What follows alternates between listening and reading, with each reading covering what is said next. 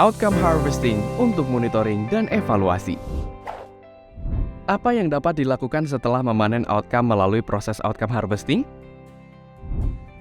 Outcome yang telah dipanen dapat digunakan dalam proses monitoring dan evaluasi proyek. Dalam proses monitoring, outcome yang dipanen membantu memetakan jalur perubahan yang telah kita capai ke dalam teori perubahan.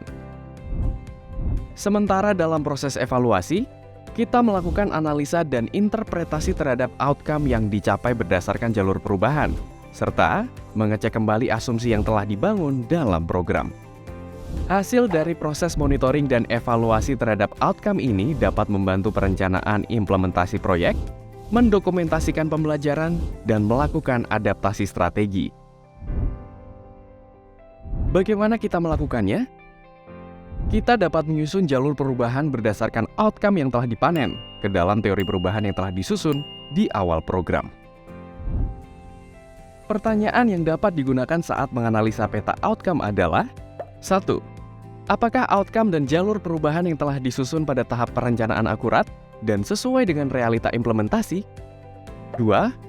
Apakah risiko dan asumsi yang telah kita petakan pada tahap perencanaan masih berlaku? 3. Apakah ada situasi atau konteks baru yang dapat mempengaruhi kegiatan, strategi, atau pendekatan program? 4. Bagaimana outcome saling terhubung satu sama lain? Apakah ada outcome yang mendukung terjadinya outcome lain? Kita juga dapat menggunakan outcome yang telah dipanen saat menyusun lini masa program. Dengan menyusun outcome yang telah kita capai dalam sebuah lini masa, kita dapat melihat proses perubahan secara kronologis. Berikut adalah beberapa pertanyaan panduan yang dapat digunakan saat menganalisa lini masa program. 1. Apakah outcome yang telah kita rencanakan tercapai? 2. Kontribusi apa yang telah diberikan oleh program dalam mendorong terjadinya outcome? Dengan outcome yang telah dipanen, kita juga dapat melakukan analisis SWOT terhadap program. Dengan analisis SWOT, kita dapat mengetahui bagaimana program telah berjalan dengan baik serta tantangan dan kesempatan untuk mengembangkan program. Beberapa pertanyaan yang dapat ditanyakan saat analisis SWOT adalah: 1. Apa saja kekuatan program yang mendukung tercapainya outcome? 2. Apa saja kelemahan program yang telah menghambat terjadinya outcome? Apa yang dapat kita lakukan untuk memperbaiki ini? 3. Apa saja kesempatan yang telah terbuka untuk mendukung tercapainya outcome? 4. Apa saja ancaman yang menghambat tercapainya outcome? Metode lain yang dapat digunakan adalah analisis aktor dan pengaruh.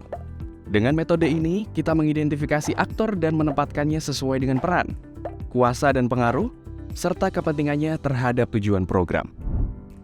Amati hasil pemetaan aktor dalam kuadran yang telah disusun dan analisa dengan menggunakan pertanyaan sebagai berikut. 1. Apa yang kita ketahui tentang peran, kepentingan, dan kapasitas dari aktor-aktor ini?